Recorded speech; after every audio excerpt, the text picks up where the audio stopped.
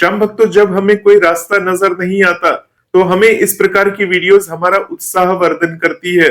और जब इस प्रकार की वीडियोस हमारे समक्ष आती है तो उसे हम पूरी तरह से सुनकर और बाबा श्याम पर भरोसा रखकर वो काम जरूर करते हैं। तो श्याम भक्तों, सबसे पहले जानते हैं कि बाबा श्याम की अर्जी क्या होती है। श्याम भक्तों, अर्जी वही होती है जो आप अपनी पर्सनल लाइफ में भी किसी न किसी को देते होंगे।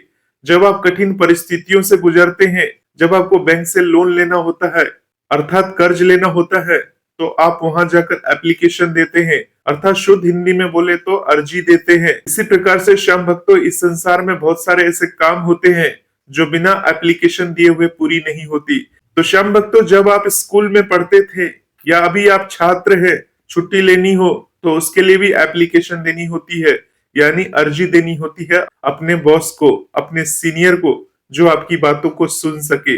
इसी प्रकार से श्याम भक्तों, जो बातें हमारे हाथ में नहीं होती या जिस काम को हम नहीं कर सकते या हमारे उम्मीद से परे होती है, तो उस कंडीशन में हमें ये समझ नहीं आता अब ये वाली एप्लीकेशन हमें किसे देनी है, यानी ये वाली अर्जी हमें किसको सौंपनी है।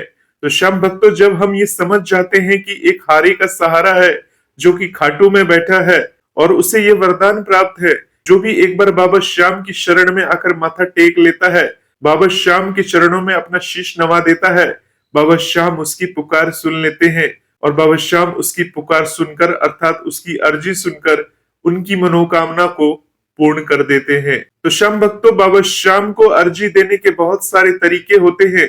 हर भक्त का अपना तरीका होता है और हर भक्त अपने तरीके से बाबा श्याम को अर्जी देता है। जब आप पहली बार खाटू धाम जाते हैं तो आप देखेंगे कि वहां पर कितने सारे भक्तों के द्वारा अर्जी लगाई गई है। कोई धागे द्वारा अर्जी लगाता है, कोई रुमाल द्वारा अर्जी लगाता है और न जाने कौन कौन सी विधियों के द्वारा अर्जी लगा देता है। तो श्याम भक्तों, ये भक्त के भाव हैं, जो उन्हें अच्छा लगता है वो उस तरह से बाबा श्याम को रिझाने की कोशिश करते हैं, अर्जी लगाने की कोशिश करते हैं।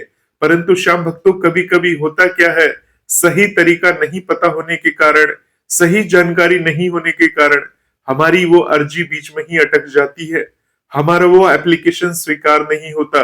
जिस प्रकार से श्याम भक्तों, आपकी निजी जिंदगी में जब आप नौकरी करते हैं या एक छात्र है, वहां पर आप अपनी अर्जी दे रहे हैं और वो अस्वीकार हो जाए, तब आप कैसा महसूस करते हैं। परंतु श्याम भक्तों, वहां तो इंस्टेंट रिजल्ट आपको पता चल जाता है कि आपकी अर्जी स्वीकार हुई है या नहीं हुई है। परंतु श्याम भक्तों, जब बाबा श्याम से हम अपनी अर्जी लगाते हैं, अरदास लगाते हैं, तब हमें कैसे पता चलेगा कि बाबा श्याम ने वो अर्जी स्वीकार की है या नहीं स्वीकार की है। तो श्याम भक्तों, इतने सारे बाबा श्याम की अर्जियां हैं, उसमें से बाबा श्याम का सबसे खास अर्जी है बाबा श्याम की नारियल वाली अर्जी।